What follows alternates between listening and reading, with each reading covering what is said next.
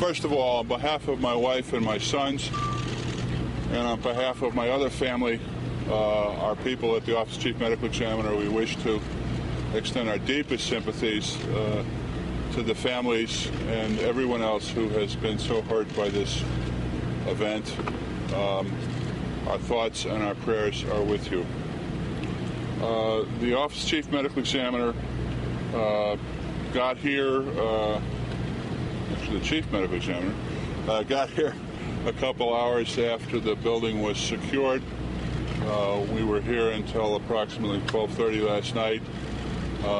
We thank the emergency services who built us a temporary facility in the parking lot, and we took identification photographs and did preliminary identification on all victims and had everybody transported back to Farmington by about 1 in the morning. Our entire staff turned out, started the postmortem examinations this morning.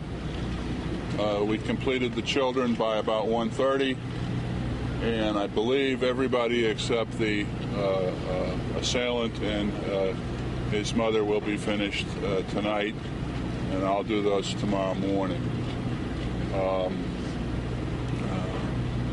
Lieutenant Vance and staff have a list of the names and the dates of birth. Anything else on there? No, sir. No. And that'll be distributed. Hope we got enough copies. Everybody, death was caused by, everyone that we've completed so far was caused by gunshot wounds.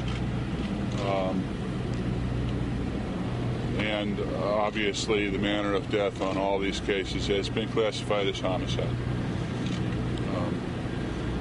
How many medical examiners working today, sir? I have 4 doctors and, I think all 10 of my technicians, both the full-timers and part-timers, were there. And one student from Quinnipiac University, this was her first day, that was kind of interesting. And the majority of our investigative staff were working on this at some point, whether they were with us last night or on the job today. And I think a lot of our clerical or what they call processing techs who do the paperwork and so forth were there. They're up all on the second floor, and I didn't get there today. Sir, you obviously, by the nature of your job, you deal with horrible things at times. Is this one over the top? Is this one a bit different than things you've dealt with before, sir? Did everybody hear the question? No. Given what I deal with all the time, is this one over the top? I've been at this for a third of a century,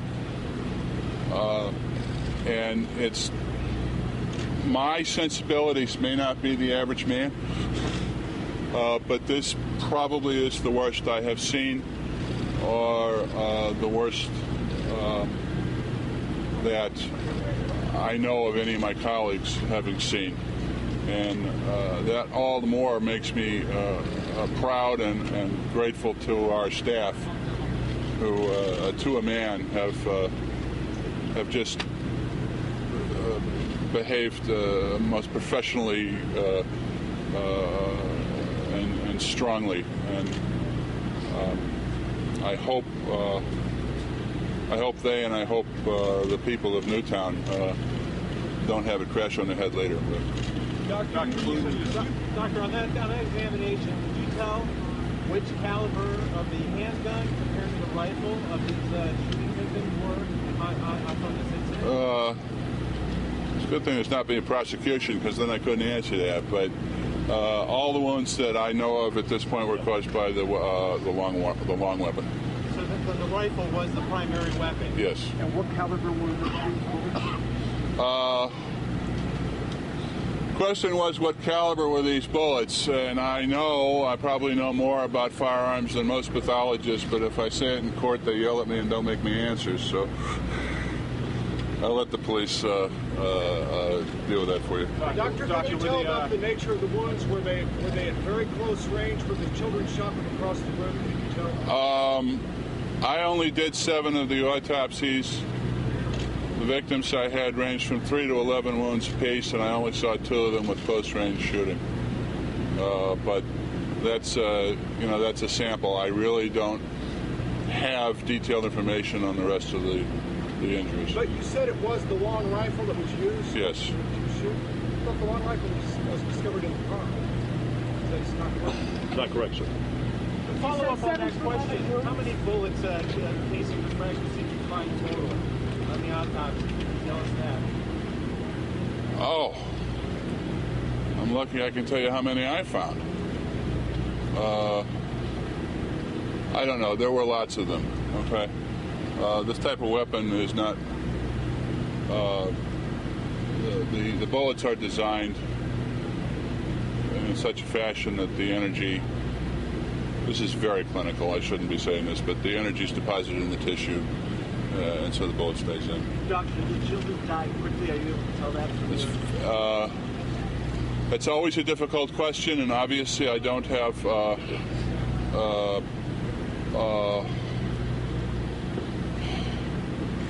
I don't have detailed information on all of them, but this is a very devastating set of injuries. Did they suffer? I don't. The best of my ability to answer that question, which is always less than perfect. If so, not for very long. Well, most of the injuries. All the ones. I believe so. Yes. What time? In what shape were the bodies of the families were brought forward to identify? We did not bring the bodies and the families into contact. We took pictures of them, of their facial features. You have it's easier on the families when you do that. There is a time and a place for up close and personal in the grieving process. But to accomplish this, we felt it would be best to do it this way, and you can sort of you can control the situation depending on your photographer, and I have very good photographers. But you know if the difference in the time of death between the body that was recovered from the house and the bodies that were recovered from the scene? no, I don't. How young? Sorry, Doctor, I don't. How young was the youngest victim, doctor, and how old was the oldest victim?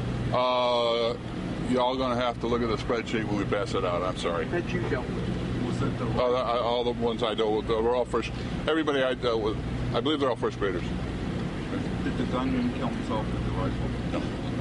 No, I don't know yet. I'll examine him tomorrow morning, but I don't think so. Can you discuss the injuries or the fatal injuries? I have not seen her yet. In terms of the children, were they found all in one location, in one classroom, or? Guys, what are we releasing on that? Okay. The Paul and company will deal with that. Paul and company, Lieutenant Vance is going to handle that one. You said that all of the children that you personally examined were shot multiple times. Is that the case for all of the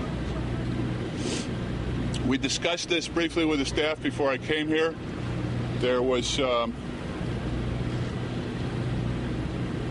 believe everybody was hit more than once. Was there any evidence of a struggle, any bruises, or?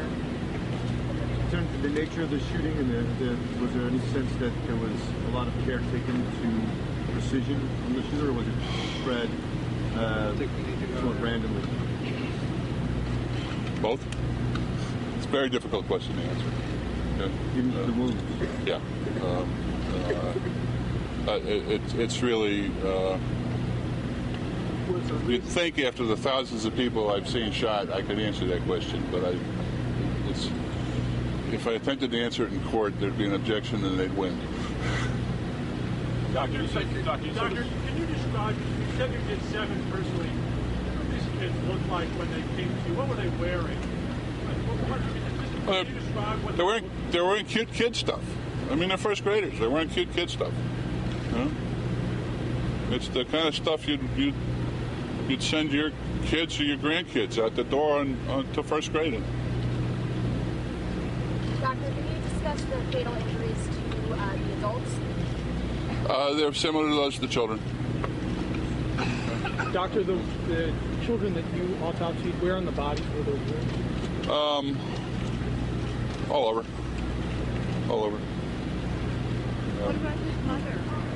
Pardon? I have not examined her yet. That'll be tomorrow morning. Were they sitting at desks or were they running away when this happened? I'll let the guys who the scene guys address that issue. Okay. Obviously, I was at the scene. Obviously, I'm very experienced in that. But there are people who are the number one professionals in that. I'll let them handle it. Doctor, you said that the bodies that you examined, the 7 had 3 to 11 shots. And that's just the ones that I did. Yeah. Just the one you examined. So this man was they're shooting repeatedly. I think the guys who did the crime scene are going to be able to tell you something about how many cartridges were found. Is there a protocol for how the order you did the autopsies, like the mother and the... Our goal was to get the kids out and available to the funeral directors first, just for, obvious reasons. How many boys and how many girls? I have no idea. Doctor, I don't know. You said before when I asked you about, you said a third of a century, this is the worst you've seen. I know you're a professional again, and I know you have a veneer that you put up. Were you emotional at any point? Did this get to you at any point where you had to fight back tears? Not yet. Okay? But, there have been times in my career when I've, for reasons I don't appreciate, go in the locker room and sit down and cry. But, and I think if you don't have to do that, you shouldn't be in this business. But for this one, not yet. Notice I said yet. Okay. All right, folks. Thank you very much. Can you say it's for your name? Yeah, sure. I hope you all put this in your calendar, because in 31 years and 26 as chief medical examiner, this is only the second press conference I've given. It's H. Wayne, W-A-Y-N-E, Carver, C-A-R-V-E-R, and it's the second.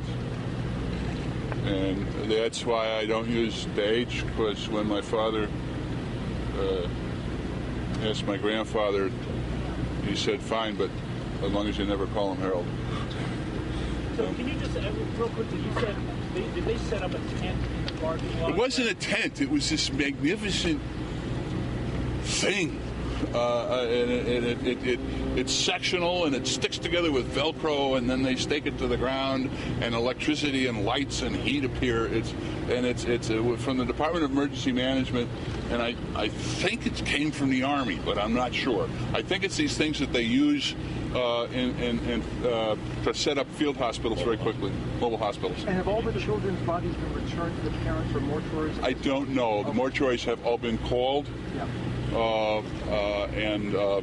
But they're ready to be released, these bodies. The paperwork's been done as of 1:30. The paperwork is done then, and if the usual drill is the funeral homes call us, and as soon as the paperwork's done, we call them back.